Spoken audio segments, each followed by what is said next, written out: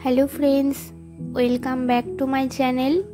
आज आमी तोमादेर साथे शेयर करब फ्रूट कास्टार्डेर रेसिपि। फ्रूट कास्टार्ड बानानोर जोन्नो सबार प्रथमे आमी एखाने आमार पछंद मतो 3 থেকে 4টি फल निये निয়েছি। तो एखाने आमी एकटी नाशपाती, एकटी आपेल, एकटी बेदाना और निয়েছি एकटी ड्रैगन फ्रूट। তোমরা তোমাদের পছন্দ মতো যে কোনো ফল এখানে ব্যবহার করতে পারো। তো আমি এই ফলগুলো সবার প্রথমে পরিষ্কার করে ধুয়ে ছোট ছোট করে টুকরো করে নিয়েছি আর বেদানাটাও ছাড়িয়ে নিয়েছি। এবার আমি এখানে দুধটা সবার প্রথমে গরম করে নেব। আমি এখানে 500 ml এর মতো প্যাকেট লিকুইড দুধটা নিয়েছি। तो एखाने आमी बाटीते अल्प दूध ठंडा करे निएछि। तो এই দুধের মধ্যে আমি 2 থেকে 3 চামচের মতো কাস্টার্ড পাউডার গুলে নেব। কাস্টার্ড পাউডারটা কিন্তু গরম দুধের মধ্যে গোলালে হবে না, অবশ্যই দুধটাকে ঠান্ডা করে তারপর তোমরা এর মধ্যে কাস্টার্ড পাউডারটা মিশিয়ে নেবে। तो एदिके दूधटा मोटामुटी फुटे ओठार परे एर मध्य आमी पर्याप्त परिमाणे चीनीटा दिए दिচ্ছি। তোমরা এখানে তোমাদের পছন্দ মতো মিষ্টিটা ব্যবহার করো।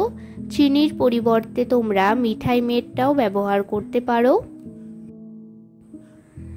কাস্টার্ডে চিনির পরিমাণটা মোটামুটি একটু হালকাই থাকে, মিষ্টির পরিমাণটা একটু কমই থাকে। তো চিনিটা আমি এখানে অল্পই ব্যবহার করেছি। চিনিটা ভালোভাবে দুধের সাথে মিশে গেলে তারপর এর মধ্যে আমি গুলে রাখা কাস্টার্ডটা দিয়ে দিলাম।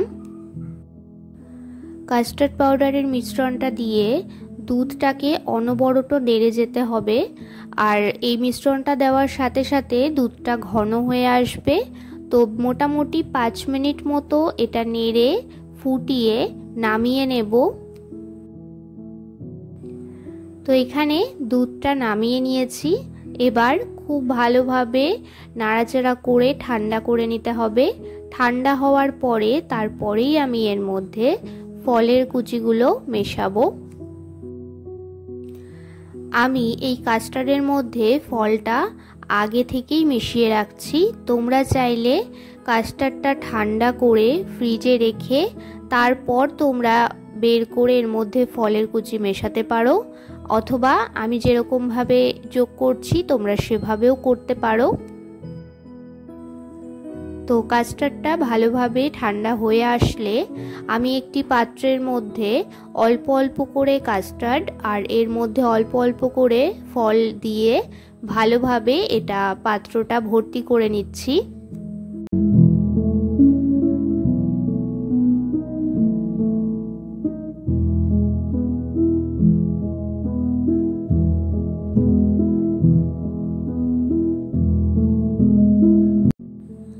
যেহেতু এটা ফ্রুট কাস্টার্ড তাই জন্য আমি এখানে ফলের পরিমাণটা একটু বেশি ব্যবহার করেছি। তোমরা চাইলে কম বেশি রাখতে পারো। তো সম্পূর্ণ কাস্টার্ডটা দেওয়া হয়ে গেলে উপর থেকে আরও কিছু ফল ছড়িয়ে ফ্রিজে রেখে ঠান্ডা করে নেব।